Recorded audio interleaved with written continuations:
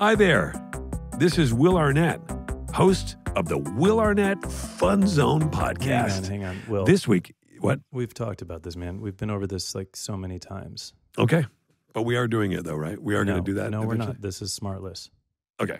Fun Zone. I know. Well, what are we doing today? All we need is a super simple welcome to SmartLess. Oh, right. I gotta dig deep for this. Welcome to SmartLess. SmartLess.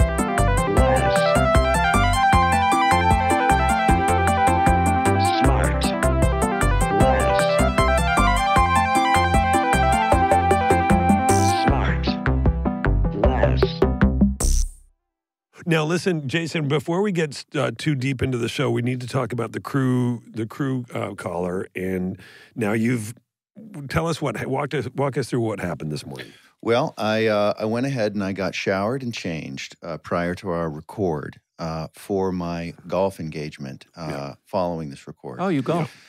Yeah, I'm not proud to say, but Chuckles over there does it too.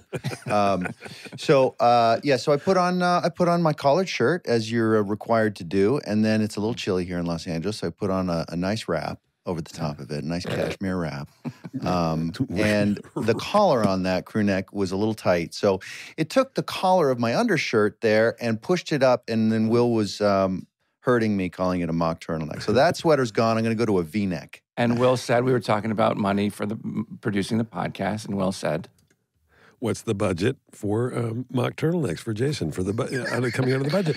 And I've Jason, already maxed it. It's a fair question. First of all, you're allowed to mock a mock turtleneck. It's built into the name. Okay. Hey, but by the way, you'll never see me in a mock turtleneck. You'll never see me in a turtleneck for sure, because I've got probably, they ask you sometimes, what's the one thing you change about your body? Yeah. It's probably my non-superhero jawline. I've got sort of like a diagonal, diagonal from the end of my chin to my Adam's apple, as opposed to a 90-degree thing. So if I wear a turtleneck, I then have the turkey goblet hangover over the edge that cascades, that skin that cascades over the edge of the turtle. I can't have it. Yeah, no, I get it. I disagree. You both have nice silhouettes. Go back to the thing, though, about being cold. It's cold in L.A. I came down the stairs today. I'm not making this up. I came downstairs, and Scotty had the heat on the first floor of Los Angeles, and the heat. And I was sweating by the time I got to the bottom of it. You come down the stairs, your Hollywood house, every day like Gloria Swanson, right? Like That's from right. Hollywood In a flowing house coat. Yeah. Ready for my close-up. It's so great to see you guys. It's so great to see you guys, too. This is really exciting. I'm excited for you guys to talk to our guest today. Oh, I am excited to listen. Because our guest is somebody, this is a mega talent. This person is a person who's been doing it for a long time. This person is not just an actor. This person is a writer.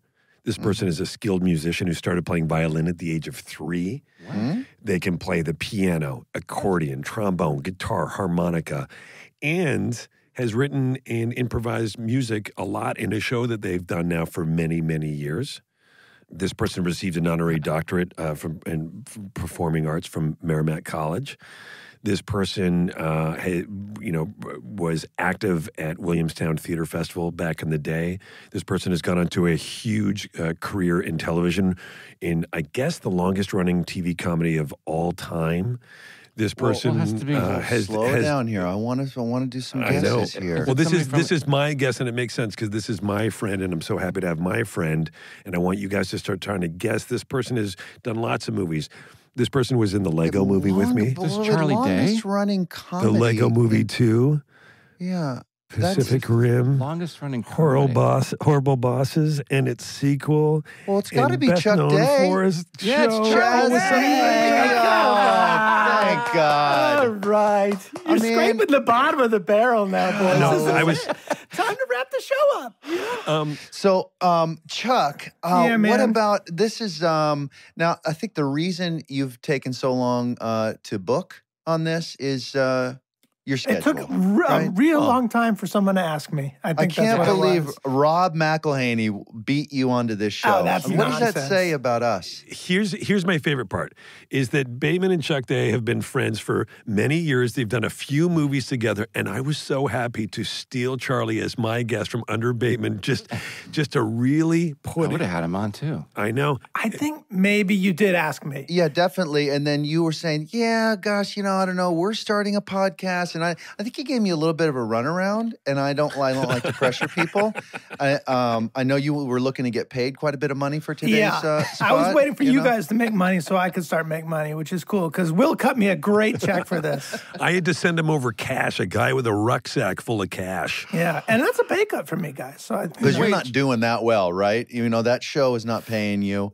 I've made a lot of bad decisions, though. You know what I mean? I made a lot of sketchy calls. Wait, we had Charlie. We had McElhaney on, and what is it really the longest running sitcom in history? Yeah. Years. If you don't count episodes, I think you did more episodes of Will and Grace in like 2 seasons than we've done. But how many years is it now? This is something we don't want to gloss over because this is you should be, and I'm sure you are, so proud of how long this show has been on the air. Yeah, it's so this cool. doesn't just make We're talking, itself. of course, about Always Sunny in Philadelphia. It's 15 years. We just Jesus did the 15th 15 season. years. And you're about to do another 1 or 2? I don't know. At least another one, and we'll see after that. But, Look at the way he's positioning right there. That I know. he knows Fox is listening, Of course. FX or whatever the hell it is. Yeah. And he's going to jam them again. He's going to get it to 20. You know what it is? We've done a lot. We've done a lot of these. I don't know how long we can keep Nothing them up. adds more zeros than a foot out the door, right? I mean, Yeah. that's That's gets true. them. That's true. Yeah. So, Charlie, let's talk a little bit about, because we're talking about Always Sunny in Philadelphia, which is a huge, long-running show, longest by years. Could you have imagined? Take us back to the day when it actually became a TV show. Because we had Rob on here, we talked about it. You guys made some videos and stuff, and you shot some stuff. Am I remembering that correctly? And you took it to FX? Yeah, that's basically it. I mean, we were shooting in my apartment, which was on the corner of Western and Franklin there. I lived, and I think I paid $600 a month for rent. You got And a robbed. little Quick aside, Jason, last time you were east of Cahuenga, 5, 4, 3, 2, Back in the drug 1. days, for Yeah, sure. okay. Yeah, I think I might have seen you scoring on the corner. Yeah. There was a payphone I'd like to hang out at. Yeah, I might have had to run you down a dime bag or something once. still I'm there. not sure what it was. Oh my God! Well, So you're in your apartment. right. And was there a phone call from your agent or manager or something that said they bought it? You know what it was?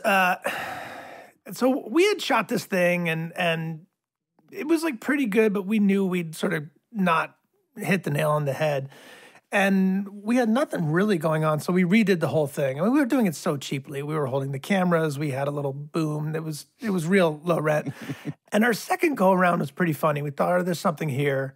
And we were all at 3 Arts Management at the time. So like Nick Frankel and Michael Rotenberg took it to WME, and they kind of sat on it for a while. They're like, yeah, maybe we'll hook you up with a big producer. And God, we waited forever for Jon Favreau to watch it. And I guess he never got around to it. I think The one that got away. I know. Well, I mean, I'm so glad I'm not cutting half a check to John. I mean, I'm sure he would have helped a lot, but it's nice not to have to be paying him anything. But eventually, we got kind of bored, and we shot a 3rd episode. And Literally, you shot it because you were just in this waiting because the agencies are so you guys are on their timetable. Well, that and the only thing to do on Western is either move the dime bags or shoot another episode. And he was out of it should leave. be noted. Can I just take this? Am I right in saying this? And you guys can agree or disagree with me. The agenting in show business is hilarious because like you can't get in touch with your agent in the first thing in the morning because they're in a staff meeting. Every agent takes lunch at 1:00 no matter what, so they're out of the office for 2 hours. They need an hour or so. They need an hour to get there, so they leave at 12. Sorry, we lost him. He's on his way to a lunch, and then he's back at 3. Then they do the thing is like, well, he's not in the office. Why not? Well, because next week is Thanksgiving. Yeah, next week is Thanksgiving, not this week. The fuck are you doing? And then the month of December. And then month of December, sorry, it's the holidays. Sure, got it. And then they go. And then, obviously Sundance is at the end of January. So nobody's back till Feb 1. It's the most ridiculous racket of all time. We were getting a lot of that. The end of the day goes like this, Will. The end of the day goes, sorry, we're closed. He's going to start rolling calls. And then they call knowing you're not going to pick up. So or they call you at 7 o'clock and you're having dinner with the kid and you're like, why are you calling me now? Yeah. Right. Sorry. Well, Sorry, Charlie. I just had no, to that's it, though. We lost sort of patience with that kind of thing. And we said, I bet. Look, we're going to leave you guys and we're going to go to a different agency with this. And that sort of prompted them setting a bunch of meetings. And Rob went around because we thought maybe it'd be too much to have all three of us in the meeting. So Rob went and we had an offer from FX to shoot a real pilot with a real budget. Rob's the closer. He's the closer. He's better in the meeting. He's a better salesman. Now, how are you in meetings? Because I don't think I'm great in meetings. I don't enjoy them. I feel like I'm trapped in an office. I feel like I'm 45 minutes from getting out of these walls, so it better not go bad in the next minute or two because I'm stuck. Like all those things I start to feel, I start to think about, and then the walls start getting closer and closer like Star Wars. How are you? Do you look at it as like an arena, like I'm on stage, or this is fun, like let's win? Or are you looking to get out of there? It's tough. It's a tough part of this business. It depends. They're all very different. You go into a meeting and sometimes you just get cold stares. And often. I do have that vibe sometimes of like, well, here's the idea, guys. Do you want to buy it or not? Okay. Yeah. If you have that indifference, what's it called, Will? It's called sexy. Sexy indifference. Yeah, sexy indifference. Yeah. Charlie, you know about his sexy indifference, right? Yeah. It's one of I'm still working the on major terms. But it's you're either selling or you're buying. The buyers usually look at you with absolutely no expression because they can. The sellers, us, have to go in there like circus clowns because we're selling, and that's really what we do in this business. And in a good year, you're selling yourself 6, 7, 8 times and winning. Like, in other words, you get fired half a dozen times and rehired half a dozen times if you're killing it. So, I mean, how many people in other industries have to sell themselves or get fired or rehired maybe 3, 4 times over their whole life? I mean, we got to do that all the time. It's tough. It was hard. It is for crazy, me. but then you look at the flip of it, Charlie. So you guys go through this process. You make this thing, you wait. You make this thing, you wait. You're waiting. You have to threaten to leave the agency. Finally, FX buys it. You guys are kind of a little bit hat in hand, and now all these years later, you're at the position we asked you, like, are you going to do more? You're like, maybe I'll do one more, whatever. Yeah. Like, you have the tables have turned a little bit. Yeah, well, not a little bit, a lot. Yeah, I mean, I think the thing is, though, when we were shooting that pilot, I was 27 years old. Right. And I'm 46, and so I feel like I put in my time with this one. You look so 23 though. How I know, have it's you incredible. lost age since you it's started? incredible. Well, yeah, Must be a real stress-free set there. But we all make stuff. We all produce or write or direct or act, whatever. And Charlie, kind of what Jason was talking about, is there a point where are you getting to a point where it's bothersome that the grind is getting to you about getting all these no's? Because it seems now to put together a package to sell something, you have to really stack the deck high before anybody will even consider. You hear about Meryl Streep getting passed or whoever, these big stars go out to pitch these shows and they get passed. Well, if they get passed and I'm stacking these deck and we're getting no's, what does it take to keep a production company going? I like to get everything done independently of a partner. So, I'd rather, if I'm going to be pitching a movie, I'd rather have the whole thing written. Right. And say, and a director in place and an actor in place. Yeah. And you're like, we're going. This is what it is. So all they do is write the check. Basically. Yeah. Yeah, as it should be. Yeah, but then that means you got to do a bunch of work for free ahead of time, which is cool if you've got the time and the funds to bank on yourself and work for free for a little while. Yeah. Look, at some point you're going to have to do that work anyway. Yeah. So I'm usually, it depends, right? There's other things I'll pitch and I'll know, okay, I want to get a writer on this and I want to get that person paid. So I'll pitch, but even then I'll work with that writer. I'll develop a whole outline.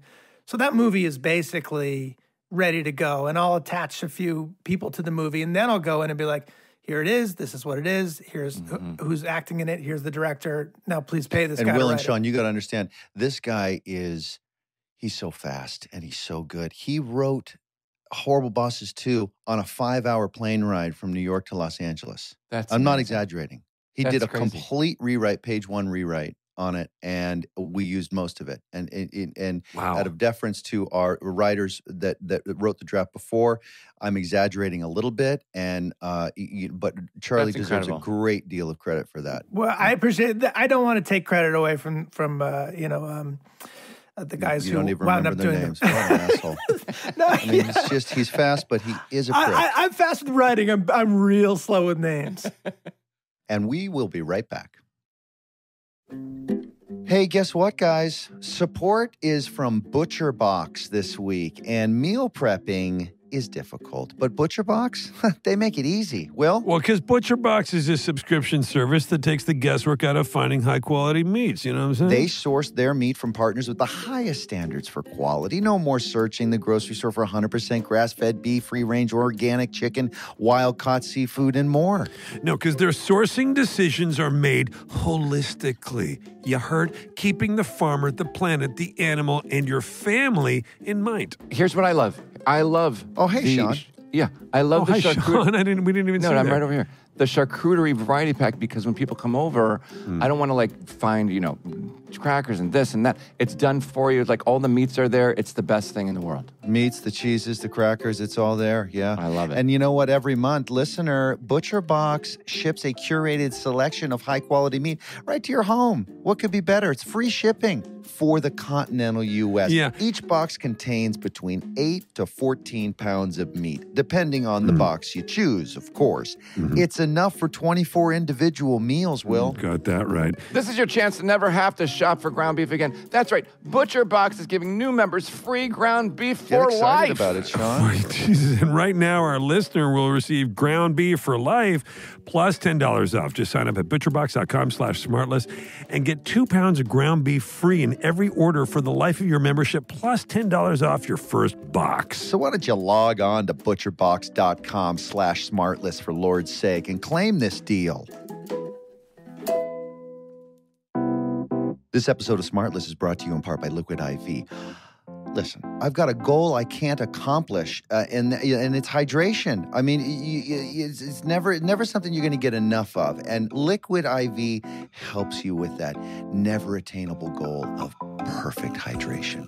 All right, the new year is firmly here. We're into February, for Lord's sake, and there's no better way to keep 2022 going strong and hydrated than by making sure you're feeling like your best self. One goal I have for myself this year is to up my hydration game, and I will be doing that with the help of my favorite hydration product, Liquid IV. One stick of Liquid IV in 16 ounces of water hydrates faster and more efficiently than water alone. It contains 5, not 4, but 5 essential vitamins and 3 times the electrolytes of traditional sports drinks. It's made with premium ingredients. Liquid IV has incredible hydration flavors like watermelon, lemon lime, strawberry, piña colada, and more! Exclamation point. Grab Liquid IV in bulk nationwide at Costco, or you can get 25% off when you go to liquidiv.com and use promo code, guess it, SmartLess at the checkout. That's 25% off anything you order when you use promo code SmartLess at liquidiv.com. Experience better hydration today at liquidiv.com, promo code SmartLess. This podcast is sponsored by BetterHelp Online Therapy. Sometimes in life we feel like we're living the same experience over and over and over again. I know I do, falling into the same patterns, and you might already be feeling attacked by this ad. So sorry about that. But if you find yourself with the same kind of partner, that's bad for you, or repeating behaviors that cause harm instead of help, there's a reason therapy can help. You are your biggest solution, not your biggest problem, and you can take ownership of your life and change your patterns. Nothing breaks those cycles like investing in yourself with therapy. And in case you forgot, you deserve freedom and inner peace. A lot of people think being strong means not talking about your problems and your issues, but I think being strong means you're being vulnerable. And when you do, you encourage other people to do the same, and you learn from that and you grow from that. Trust me, I know from experience. It's been revolutionary for me in my life, so I strongly encourage it. BetterHelp is customized online therapy that offers video, phone, and even live chat sessions with your therapist, so you don't have to see anyone on camera if you don't want to. It's much more affordable than in-person therapy, and you can start communicating with your therapist in under 48 hours. Talk with someone, and find the root of those patterns. Give it a try and see why over 2 million people have used BetterHelp online therapy. SmartLess listeners get 10% off their first month at BetterHelp.com/SmartLess. That's BetterHelp.com/SmartLess. And now back to the show. Wait, so speaking of names, so you and obviously you have a long-time relationship with Rob McElhenney. How did you guys first meet? What was that? I met Rob on a plane. So we were both being flown out. We were both being flown out to test for a pilot for the same role. No way. And it was one of those things where, you're in the airport and you're like, oh, this guy's got to be an actor. He's got that look. And the show is called Mather House. It was about college kids or something like that. And, I don't know when I said hello, but maybe after the plane landed. And where were you coming from? From New York? From New York, yeah. We both lived in New York and we were flying out. They put you up on, like at the Hilton or something, right off the 101 there by Universal. Oh, no way. Many times. So we're both staying there and then Used to find Jason on the side. Yeah. I used to remember pilot season. I used to come out there and stay there, or the Sheraton, or the Intercontinental over by Fox, which is where Tony Hale and I stayed for the Arrested test. Anyway, keep going. It was my second time that happened. It happened to me. I tested for something called Weird Henry, and they liked me for Weird Henry. And they flew me out, and then they did one sort of, round of notes with the producers, and then the studio was like, this show's not going to work, and they canned the whole thing. And then the same thing happened with Rob. Rob and I both went and tested, and I remember thinking like, I got this guy. He doesn't have the charisma. I'm not worried about him. Look at his stupid face. Look at his dumb face, man. He's never going to make it in show business. He'll never own a football team with Ryan Reynolds. Yeah, forget it. He was too handsome. I was like, he's too modelly. You need someone real. And then the same thing happened. They canned the whole show while we were out there, and we just kind of bonded and stayed buddies, and now I can't get rid of him. Every year I'm like, well, maybe we've done it with the show. He's like, come on, one more, let's go. So, And then so not only can you not get rid of him Always Sunny, then you guys create Mythic Quest with it wasn't just the two of you, it was somebody else too. with Megan Gans. Megan Gans, yes, of course. Yeah, no, I can't get rid of this guy. I go on podcasts, I'm just talking about him. I'm like, I hear him. He barely talks about me. I'm talking about this guy constantly. No, he talks about you quite a bit. We just can't repeat it. Oh, okay. Yeah. And you guys started a podcast together too. Now you've got this Always Sunny podcast. And now we're talking about the show, and people are listening. And but we're not here to plug that. We're not going to talk about that. No, let's plug everything you got. Let's have it. I think what we should really, if we really want to get this cooking, we should just talk about golf. I mean, let's go. First of all, when we were doing Horrible Bosses, and I'm a bit of a golf nut, I would say, oh, Jason, I heard you used to golf, and you said, yeah, I don't do it anymore. I was like, well, you should come out with me, maybe sometime and just, dust off the old sticks and hit a few. You are the most golfing man I know now. Yeah, it's incredible. Yeah, right. Nonstop. And back then I was very disciplined. I didn't want to dance with the dragon again. I've got addiction issues. I was like, no. You are fully addicted to golf. Dance with the dragon. Yeah, no, that's a saying. And then during COVID, Will just threw me a lifeline. He said, listen, buddy, you got to step away from Rachel Maddow, take your PJs off, and let's get out there, do something socially distant. Let's play golf. And 2 weeks later, we were in Pebble Beach. Yeah. He put it right in my arm. Yeah. I love it. I love that you do it. I hope you don't give it up. No, I don't. Look at me. I'm dressed. Look at my outfit, for Christ's sake. I'm a half hour from the tee. Well, keep it snappy because I know you got a tee time. Yeah, let's go. Charlie, I have Sean, I know your question is going to be, hey, Charlie, how long and straight are you off the tee? He's very consistent off the tee. Thanks. It's unbelievable. This guy's a single-digit handicap, listeners. Okay. Anybody who's into golf, this guy doesn't shoot over 80. It's gross. He's a natural athlete. upsetting. Played a lot of baseball when he was coming up. This is the most you know about me. This is surprising. Wait, so Charlie, speaking of growing up, so I mentioned in the thing that you play piano and you play all these instruments. Yeah. What's up with that? No, I don't know whether Look at Sean perk up. Sean doesn't want to talk about a long off the tee, but let's get that harmonica in his mouth, huh? Let's do it. I probably have one lying around.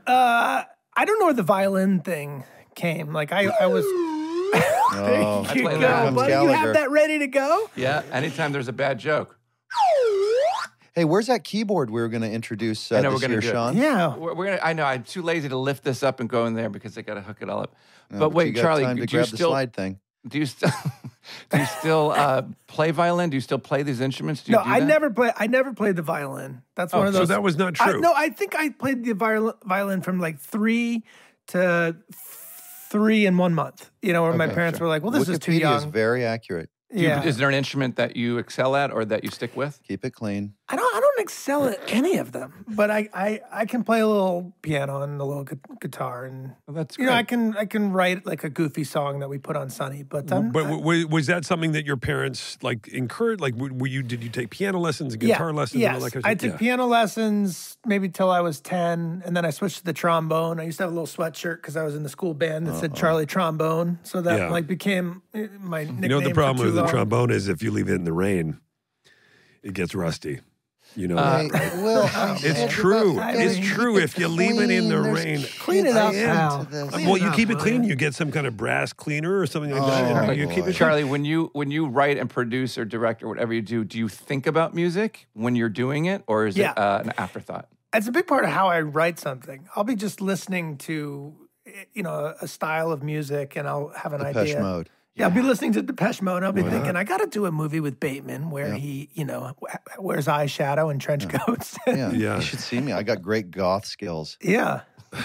I do love Depeche Mode. Wait, Charlie, I know I do too. so little about. So it says that you were born in New York, in the city. Yeah. True story. True story. Because my parents both met at Columbia, where they Okay. were both music, getting their doctorates in musicology, and then Wait they a second. Pump the Wow. brakes. So your parents. So you kind of brushed through the whole music thing and your own involvement with music. Your parents have degrees in music from Columbia. Yeah. Yeah, my parents are very Smart. Smart, as is my sister. She also has her PhD in musicology. What? And what happened here was that, you know, I'm an idiot, and I was like, I got to get away from this music thing. So, you know, I'm taking trombone lessons, and all my buddies are outside playing baseball, and I eventually, you know, walked away from it all and gave it up. But then when I got to like maybe a senior in high school or college, I picked up the guitar, and I was like, oh, this is maybe could be cool or a way to meet a girl. And then I got back into it. But I didn't want to be they had no money, and I didn't want to be a music So you person. became an actor. So they're at Columbia. They're both in programs, music programs at Columbia. They meet. You're born in the city, and then what happens? How long did you live there? Not long. And then my dad got a job at a college in Rhode Island, and my mother's family was from Rhode Island way back, way back. And they went and never left. They're still there. And so you grew up in Rhode Island. I grew up in Rhode Island, yeah. Yeah. You know, how did the acting thing hit you? Was it like a high school drama thing? That's a good question. I mean, I did plays like in 3rd and 4th grade, and always enjoyed it. And then I wanted to do the school plays in high school, but I was kind of too nervous to join the group. I thought, I don't.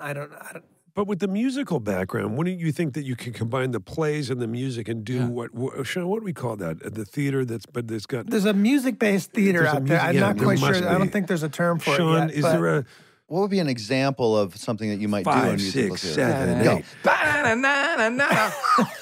Ba-na-na-na. you guys are gonna have to take that slide whistle away from them. I mean, So then, Charlie, you finish high school and you say, I'm going to go to New York City and I'm going to try to become a professional guitar player or No. actor. yes, I did have that thought. I was like, well, Which one?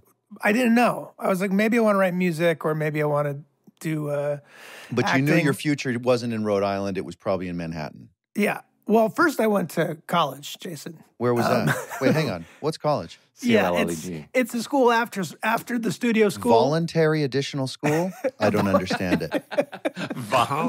Yeah, that's the part I couldn't compute when I was What a kid. trailer was that in on the Warner lot? Yeah, one with a flat tire. And here's what happened. I went to the voluntary additional school, and they had a theater program, but they also had a baseball team. And I didn't make the baseball team, and I thought, oh, well, I'll go join the theater club. And then I just got hooked. I was like, I like doing the plays, and it seems to. Was this school in New York?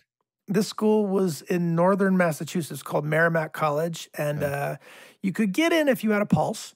And they let me in. And my favorite thing in the world is swapping horrible theater stories. Did I tell you guys about the wheelchair story? Yeah. No? you got to go. Did I? Let's go. Yeah, let's go. Okay, so Let's just pull the interview over to the side. Hang on. Go, Sean. no, really quick. This was horrific. I was a sophomore in high school, and I was in charge of changing the scenery, right? The battens that would lift the scenery. So in between, we were doing one act. So in between each act, we had 15, 30 seconds to change the big, huge scenery and pull them up. And I was in charge of all those hydraulics. So the stage manager points to me. She's like, go. And I didn't realize there was a rope hanging on the side that somehow hooked onto the wheelchair that the guy needed in the next scene. This is an episode from a cartoon I saw. No, I swear to God, this happened.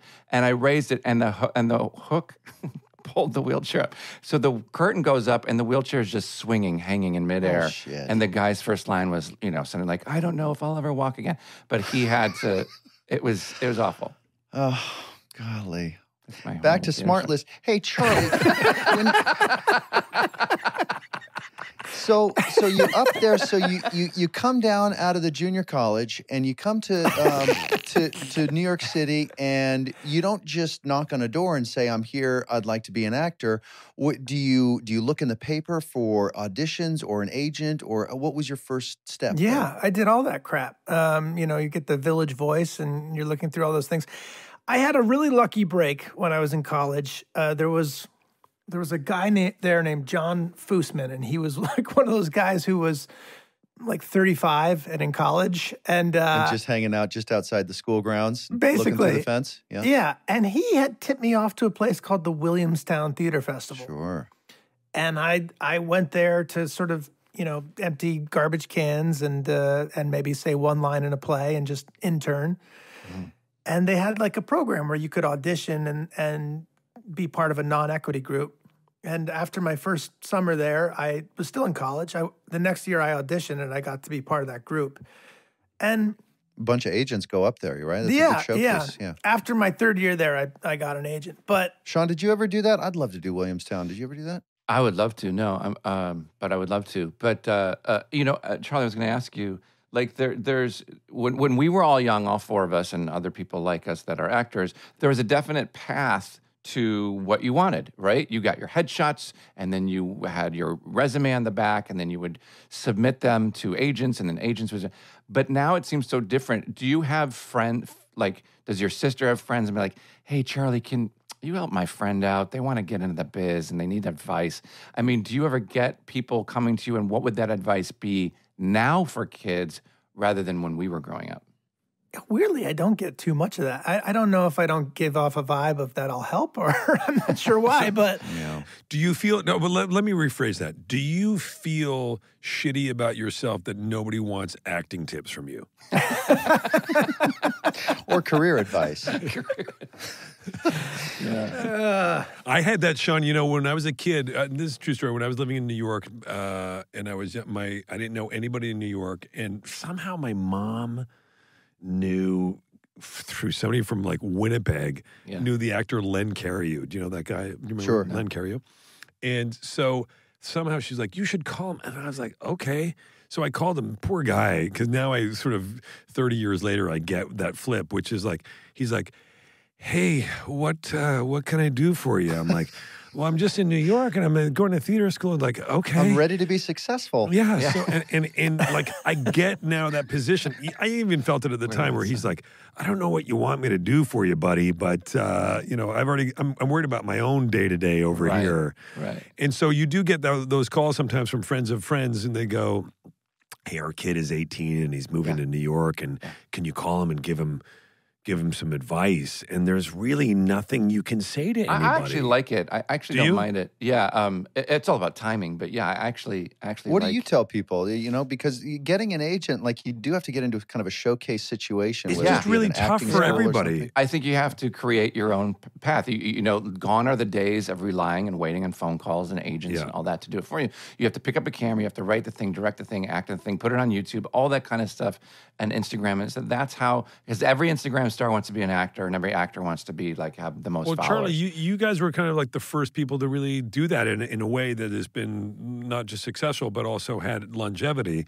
You guys created your own stuff. That was not the norm before you guys did that.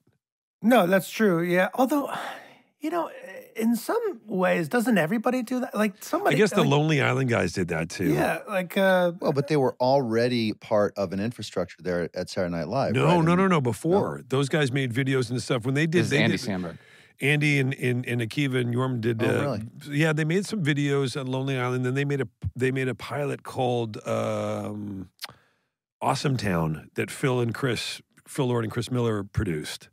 Have you ever seen wow. that? It's really rad. And but they did the same thing, which was. But again, that was around the same time that Sunny started. It was back in I that. think what was unique about what we did is we did it for television, where Right. you know, like there was a lot of that in independent film. If you're the Coen brothers, you know, you Right. raise money, you do Blood Simple, and then you go do Raising Arizona or whatever it is.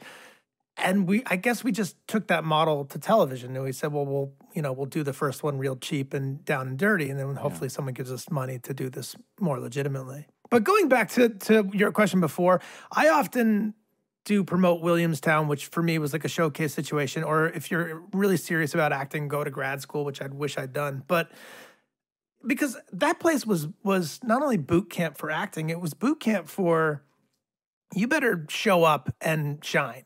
Because in that group, in that non-equity group, it was myself and Catherine Hahn and Sterling Brown. Wow. And I mean, the competition was so fierce. And Jimmy Simpson, and these people were going to outshine you. They weren't trying to outshine you, but they were going to do their work, and they were going to be, they were going to come to rehearsal, not set, and just blow it out of the water. So you had to learn how to. I feel like my first summer there, I did well in some plays, and I thought the next year, everyone would be like, well, he's the man, let's give him everything. And it wasn't that way. It was a rude awakening of like, well, you did that, what are you going to do now? So that was such a good boot camp in terms of like, do your work hard, make sure you're not wasting anybody's time. It's funny you say that. I remember having one of my acting teachers years ago. He was saying like, look, all the process you do, all the work you do, whatever, when you show up on set, no, they don't give a shit.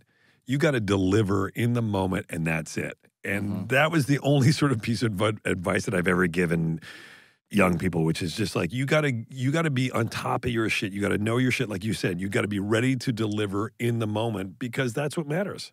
Yeah, and it's a bit exhausting, right? You do like Sure. you put all this work into this. Years go by, you develop whatever fame, success, and you kind of think, okay, well now I can coast, but the phone doesn't really ring. Maybe it does for DiCaprio, but for nobody else. Like you have to you got to put something together, and you have to, and then when you are in it, you can't stink, right? You gotta shine. Your son, is he too young to know that he wants to do what dad does? Or Yeah, or mom does too. Both of you guys are actors. Yeah. Yeah, Mary Elizabeth has this great part in Paul Thomas Anderson's film right now. Oh, she's great in it. Yeah. And that movie is amazing. Yeah, it is. That guy. Paul Thomas Anderson? Yeah, talk about a guy. I who- think He's amazing. things are going to work out for him, I think. he's going to This make was a it. Great he debut. is going to make it. Paul Thomas Anderson is the greatest director of all time. And go. And ignite. and ignite. right. How about he's my favorite for sure? I know, me too. He's the greatest. Oh, I got to go see a screening of that movie at his house, which No way. he has these. Maybe he doesn't want, but he has like these film projectors. He's got like this barn that he's converted into like a screening room. And for Tracy, the name of the movie is Licorice Pizza, Licorice very Pizza. good. Licorice Pizza. which is the name of a record store that was all over the valley when I was growing up. Right. It's anyway. So he's got this cool. Oh, that's why you're crying. And your wife, Emmy, Mary Elizabeth Ellis, whom I know, she and I did a pilot together years ago, as you know. Yes. And she's a tremendously talented actor, and she's in Paul Thomas Anderson's movie Licorice Pizza. So you went to a screening at his house screening barn. Maya. Just to kind of, and then to is get to hang out with Maya Rudolph. So And that Maya, was who's our pal. Yeah, I just didn't want to blow it for my wife. I'm like, just keep cool, man, and don't get drunk and don't act dumb. Did you stand up with a bunch of notes at the end of it? I had a couple notes, but he wasn't listening. That's the problem with these artists. Yeah, we were locked. Pop Charlie Day in for a couple scenes. That's really going to make this movie pop. We'll be right back. For the support, Native, we thank you. When it comes to personal hygiene, who has time to read that long list of ingredients on the back of the bottle? Some ingredients I can't even pronounce. And if you're like me and you care about what goes on your body, then try Native personal care products. If you still haven't tried Native deodorant, here's what you need to know. It is aluminum-free. It offers 24-hour odor protection. It is vegan. It is cruelty-free. It is made with naturally derived ingredients, and you can choose from over 10 cents. Not pennies, but smells. This year, Native has something sweet in store for their customers with their new collaboration with Tiny Cupcake Bakery, Baked by Melissa. This limited edition collection is made up of fragrances like tie-dye vanilla cupcake that is inspired by a signature cupcake for an indulgence in the shower and beyond. Because who doesn't want to shower with a cupcake or put one under your armpit? The Native Baked by Melissa collection is made up of 4 scents, and it is available in deodorant, body wash, and shampoo and conditioner. How does spreading a bunch of citrus herbal musk all over your body sound? Or how about this? How about throwing a big rub of lilac and white tea on your stinky pits? Huh? Does that sound good? That sounds like a nice reset button, and Native is going to help you out with that. You want to smell and feel fresh all day long with Native? I want you to get 20% off your first order by going to nativedeo.com/smartless or use promo code SMARTLESS at checkout. That's nativedeo.com/smartless or use promo code SMARTLESS at checkout for 20% off your first order for this cupcake fantasy. Bye. SmartLess is brought to you by Hunter Douglas. It sure is, Sean. I mean, listen, who doesn't love to live well? To be perfectly at ease and in comfort and in style, Hunter Douglas can help you do that just with their innovative window shade designs. What? Gorgeous fabrics. What? And control systems. What? They're so advanced, they can be scheduled to automatically adjust to their optimal position throughout the day. Wow, perhaps it's the way the shades diffuse harsh sunlight to cast a beautiful part of glow it. across the room. Definitely or part of it. being able to enjoy the view outside the window while protecting your privacy inside. Who doesn't love that? I mean, it also could be maybe the superior insulation the shades provide. Have you thought about that? They keep you warmer in the winter, cooler in the summer, and they lower your utility bills. Or is it simply that Goldilocks moment when you walk into a room and everything about it looks and feels just right? Well, whatever it is, Hunter Douglas sounds like they got the stuff I need. When you tap into Hunter Douglas Power View technology, your shades can be set to automatically reposition for the perfect balance of light, privacy, and insulation, morning, noon, and night. Guys, I just wanted to pop in and say you're killing it with this Hunter Douglas ad. Thanks. Do you want to add anything, Will? I was just listening, and it just sounds like something that I really need. And you mentioned privacy, or you said privacy, I guess. Yeah. And I think our listeners would love that they I already said it, but they adjust, right? We already said that they adjust to the optimal position throughout the day. Yeah, because if you're sick and tired of pulling up and down your blinds like me. Yeah, do that. So guys, live beautifully with Hunter Douglas, enjoying greater convenience, enhanced style, and increased comfort in your home throughout the day. Visit hunterdouglas.com/smartless today for your free Style Get Smarter design guide with fresh takes, creative ideas, and smart solutions for dressing your windows. Are you tired of the nude windows? Dress them up. That's hunterdouglas.com/smartless for your free design guide. SmartLess is brought to you by ZipRecruiter. Over here at SmartLess, we think collectively that it's a great idea to keep learning new skills. Like how to own a plant without killing it, or how to speak Spanish, or even how to make the perfect pizza crust. So if you're always learning, it keeps you sharp. And it's just like ZipRecruiter. Their AI is always learning. Okay, so I guess it's more like an AL. So if you're hiring, their AI gets better and faster at finding the right candidates for all your roles. And right now, you can try it for free at ZipRecruiter.com/smartless. ZipRecruiter uses its powerful technology to find and match the right candidates up with your job. Then it proactively presents these candidates to you. So you can easily review these recommended candidates and invite your top choices to apply for your job, which encourages them to apply faster. Are you getting it? No wonder ZipRecruiter is the #1 rated hiring site in the U.S. based on G2 ratings.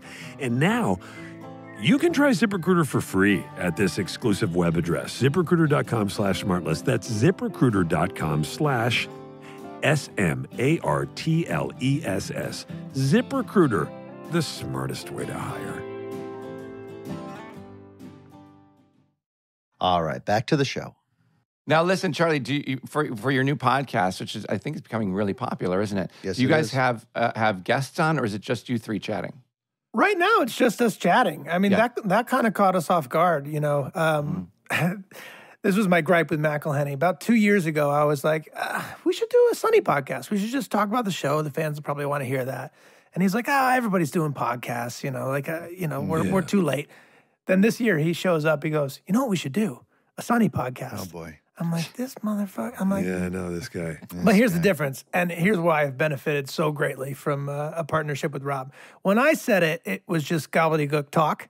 And when he said it, he already had the mics and the producer lined up and Right. ready to go. He's an action. He's an action. He's an guy. action guy. So it's been good for me to unite with an action guy. Being on that side of it, do you, and we all know this as actors, promoting and marketing and all that stuff, having to do talk shows and whatever, podcasts or whatever the thing is, do you have a preference of being a guest or a host?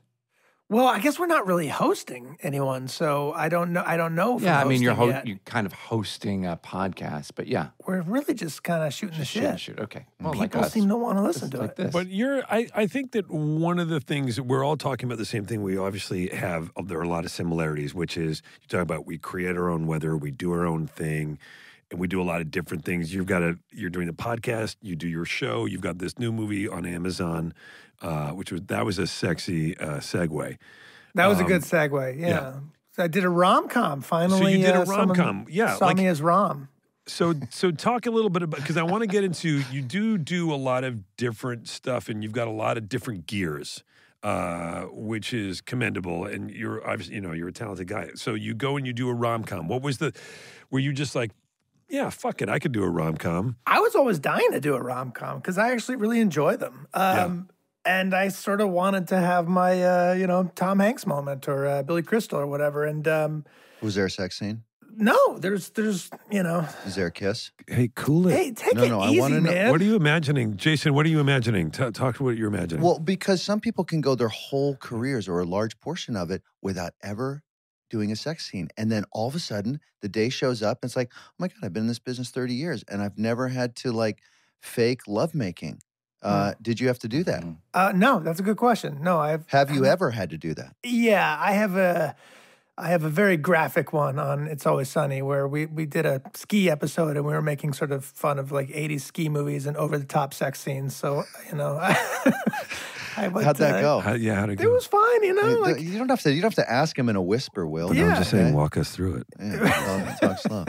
I mean, it's always the case with me with the sex scenes. I always feel bad for the other person, where I'm like, hey, look, I'm sorry. It's just me and this, I'm pasty and. Sean, you had to do one? Yeah, there's this cult show, which is fantastic, called Campus Ladies with Carrie Aisley and Kristen Sussin. And Will Forte was on it, and a bunch of funny people were on it. And Jonah Hill. That was Jonah Hill's first show. And I played somebody who wasn't the brightest, who always wore a backpack. How'd you get into that character? Wow. Well, so I just put a backpack on, and then I had to wear no clothes except the backpack and have sex with, and literally have intercourse with Kristen Sussin. Oh, Oh, okay. how did that go? Jason? Fine. Oh, sorry. Go ahead. Sean, finish That up. was it. That was it. And Jason, what about your sex stuff? I've got a loose connection. Can you guys hear me okay? Yeah. Is that what you said in the sex scene? I'm not My following. wire keeps coming out. And can you hear me? Yeah. And is it in? I guess that's the big. Hey, Charlie, Wait, Yeah. you didn't answer, Jason, if you've done a sex scene. I have, and I don't like them. And They're not good. It's just all the cliches are true. You have there's a very difficult line one has to ride, which is, if you're into it and you're being passionate convincingly, things start to move, guys. And if they don't move, there's that classic saying that one of the actors said, I apologize if I get aroused, and I apologize if I don't get aroused. There's something like that. Yeah. It's like it's a concern. It's a Well, concern. Bateman, we did this movie called Horrible Bosses. It was a massive global hit, Will. And Oh, you had a little sex scene with Aniston, right? that was the She, first like thing. mounted you. Yeah, that was the first thing we shot. Oh, wow. Wow. Boy. That's And good that was planning. basically my second time meeting her. I met her at the read through. It was like, okay, well now take all your clothes off and we'll take these provocative photos. But I only found it humiliating, Yeah. because I was like, oh man, I should like go to the gym or like, Sure. I was like, I'm so sorry. I'm really pasty and doughy over here. And, you're probably not used to an image like this in your sexual scenarios. I had to do a scene in Brother Solomon with Forte where where we make up at the end of the movie, and I'm in the shower, and I come out. So I've just got the little sock on, and then nothing else, and then I got to turn, and he and I have to hug while I'm basically. Now for Tracy, let's explain what the sock is. Go ahead, Will. It's basically that. Like it's a sock that you put over. It's a thing you put over your junk. All your meats and cheeses get covered. Yeah, it's like it's a little coin purse that's got a couple of pieces of fishing wire on both sides that go around you as a thong. Yeah. Okay, but it's A a nude. coin purse. It's a nude colored, and it's Yeah. made out of like pantyhose Yeah. and with fishing string on it. So Right. you can Yeah. imagine it's not comfortable. It's not flattering. It's not a good looking thing, and No. it's difficult at times to fill out. Will. And it's well, that was not an issue. It was more of an issue that Oh, like it was kind good of for you. like you said, like I'm sorry if I get it aroused, and I'm sorry if I don't. And I just thought, boy, this could go either way with Forte. I have Yeah. no idea. Which way did it go? I don't want to say it, but I We all love the have to guy. watch the movie? Let me Yeah. just say this: I love the guy, and you can tell. Well, you've said plenty. Good for you. Will you wear Wait, that to the beach sometimes? Go So ahead. Charlie, so you're doing this romantic comedy. You decide you want to do it. What is the movie? Well, the movie's called I Want You Back, and it's with Jenny Slate and myself. Mega she's talent. a talent. She's Mega pretty talent. good. She's Yeah. pretty good. Our producing buddy John Ricard produced this movie. Another mega talent. Yeah, and we worked together on Horrible Bosses and Fist Fight. And I was talking to John. I was saying, we should find something to do. And he said, I got these 2 scripts, and you should look at them. And he said, but one's a rom-com, so you probably don't want to do that. I said, why would I not want to do that? Send me What the a rom-com. nasty, nasty thing to say. Nasty thing to say. And I loved it. We put it together. It's a really sweet and funny movie. By the way, I did have to take my shirt off in it. And I had this sort of conundrum where the character doesn't work out, and then he starts working out in the story. And I thought, well, which body do I go with? Do I go with the guy who looks like he's not been working out, or the guy that looks like he has been working out? And I went with the guy who has not been working out. It was. did you look at the shooting schedule to sort of plan out what kind of shape you'd be in? Because I do that. I mean, for Tracy, these projects, they take at least 6 weeks to shoot, sometimes 12 or more. And if you know you got a topless scene on, as Will likes to call it, you want to make sure that you're not having a whole lot of soy sauce a few days out. No, I let that go. I was like, no, that's not what the audience wants from me. They don't want me to pop that shirt off and have rippling abs. They don't want it. They'll be disturbed if they see it. There's nothing funny about a 6-pack. There's nothing funny about it. And this is a comedy. So, Charlie, any recent vacays, as we call it in the biz? Any vacays with the fam? I went to Hawaii. Okay. I knew that because Oh I yeah, saw you that sent pic. us a shot of that beautiful. You sent that pic in our little chain. Oh yeah, I did. Yeah. I did. That's right. So you went to Hawaii. Did you go by yourself, or did you bring your wife and No, child? of course I brought my wife and child, and I played a bunch of golf, and we hung out and relaxed and went to the beach, and and I reset. It was good. I was coming right off a bunch of things, and it was nice to take a break. Charlie, 2022, what are you most excited about? Oh man, I don't know. I'm always pretty just excited to be doing this. I mean, I don't know. I'm still grateful More to be of the doing same. it. Yeah. I've been polishing up a movie for a good 4 years that I directed that Bateman was kind enough to be in. Yeah, when do we get to see that, Charlie? Any minute. I'm right around the corner. But I was going to sell it. I was in the process of selling it to a studio, and I was having some conversations with a very talented man, Mr. Guillermo del Toro, and I had a change of heart, and I took the movie and I reshot about 20% of it. Am I still in it? You're still in it. You made the cut.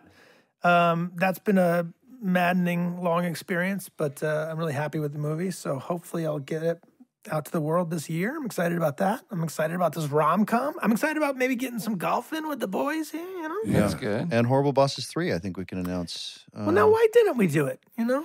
Well, Yeah. because... No one wanted it?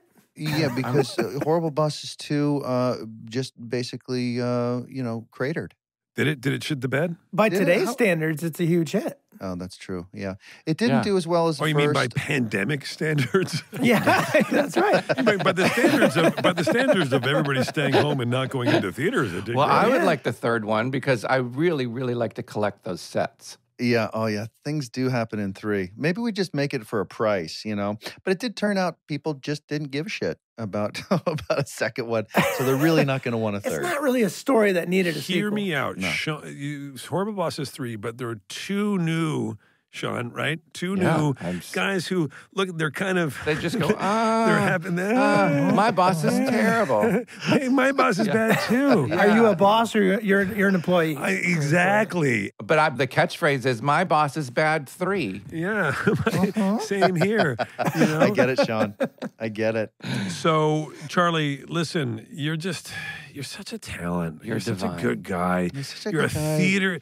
You're a Great theater golfer, major. You're a really musician successful, golfer. You've got a Great marriage, family. charming little kid. Your new movie, I Want You Back. Your rom-com is out. Can't wait to see and it. it's on Amazon now. It's really good. I actually love this movie a lot. Charlie, I love you. Charlie, thank you for being here.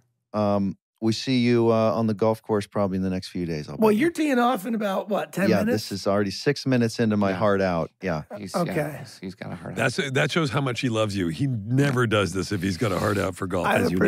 appreciate the 6 minutes over. That's good. And you know how persnickety Jason is about everything. My range time. I need So- my range time. yeah. Well, we can come back. I can come back. We'll finish this off at a proper time. And next time you're on the podcast, we'll talk about the time when we were coming down 18 and the guy hadn't charged Jason's Tesla. And, but we'll save that. And I had a 2-hour drive ahead of me. Yeah. It You didn't made end well. You made him give him his My 20 back. yeah, 20 back. Yeah, yeah. And we never. I Jason, gave him 20 just because I felt bad. He got yelled at so much. Jason, you don't know this, but Charlie and I both tipped the guy after you took the tip Are you back. kidding me? No. Yeah. Bastard. Well, we felt bad. Well, we didn't want them We to write a felt so story bad like for him. fucking He Jason. fucked me. You were his hero. He You were fucked me his good. hero. At least $20. I should have taken more out of his pocket. Son of a bitch. I will say, to your credit, you did preemptively tip the guy and say, hey, do you mind taking care of this? He said, great. And then he didn't do it. Right. So it's like, well, I'm going to pay you for the valet parking, but the extra juice for doing me a solid, which you didn't do, Yeah. that Yeah. then means that you no longer need the money for that. Yeah. That'll Let me show ask him. you this. If you had shot like even par that day, like your best round ever, Oh, do you God, think I you would- wouldn't have cared? Do you think you I would would have have been? given him a ride wherever he wanted to go and all the money in my pocket. And that is Jason Bateman. Guys, we'll be right back with an all-new episode of SmartLess. He loves his golf. He loves his golf. Charlie, thank you. enjoy the rest of your day. Great to see your faces, fellas. Sean, let's hang out sometime. I don't. I'm wanna, right here let's- just for you. Not worth it, Charlie. No, Not worth it. No. Uh-uh. it's got to be better. Bring the slide whistle. Next 2 weeks, text us. Let's get out. Okay, I'm busy, but we'll see. Yeah. Okay. All right. He's about to No, slam I'm the around. laptop. He's I'm gonna around. do the. He's gonna do the good out. He's It's how it Well, is. you know why? Because I'll tell you why I wasn't going to do it. Because Sean Penn did it, and then I Yeah. remember I was listening to that. I was like, "Wow, Sean Penn did it. That's how Dude, I'm." that's the way. I That's think the I've way to done do it it. ever since then. I was like, That's the "Well, way Sean to Penn just leave a slams zoom. it down." Slam it down. Yeah, that's how you do it. So I'm going to slam it down. Bye. Bye. Oh, look, he really did. That Charlie Day is, he's a always a breath of fresh air, isn't it? Every time So you see him, pleasant. you feel Very better. pleasant. He's like we could change his middle name to Sunny, right? So just Charlie Sunny Day. Yeah. So Always nice. a sunny day. Yeah. And Charlie. So, Sean, you don't know Charlie. You've never met him personally. I never met him. I did that one voiceover Monsters University with him. But of course, as you know, when you do animated films, you don't really see the other actor because you're doing it alone. What? Yeah.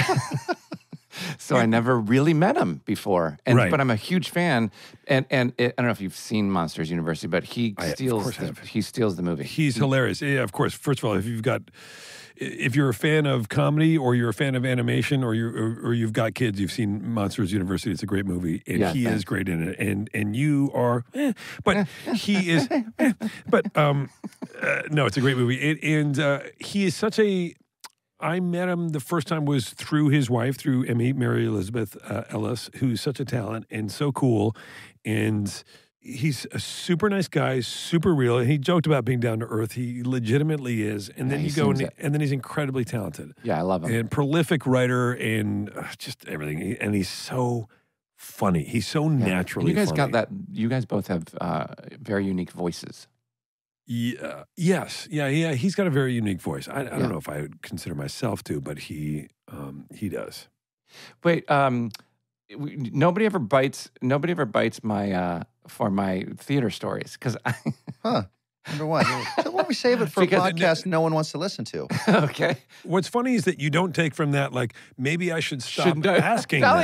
I'm telling you, Your takeaway is nobody bites. No, on I'm it. telling you, somebody's going to come with a really funny theater story. I think they're always so funny. I like that usually your question about funny theater stories ends up with you telling a funny theater story.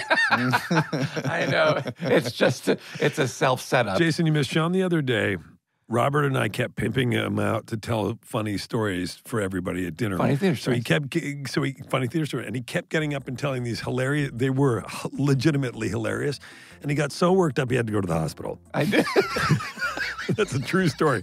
So all of a sudden, Jen comes and goes, Sean just went to the hospital. I'm like, what? Next time I bring up a theater story, maybe someone will bite. Bite? Oh, bite. Yes, got it. Got it. Yeah, no, that works. That qualifies. Love you guys. Bye. Love you, bite.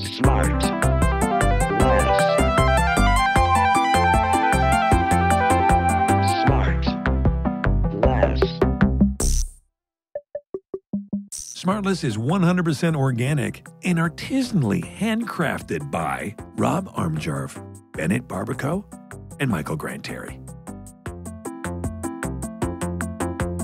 SmartLess. Our next episode will be out in a week wherever you listen to podcasts, or you can listen to it right now early on Amazon Music, or early and ad-free by subscribing to Wondery Plus in Apple Podcasts or the Wondery app.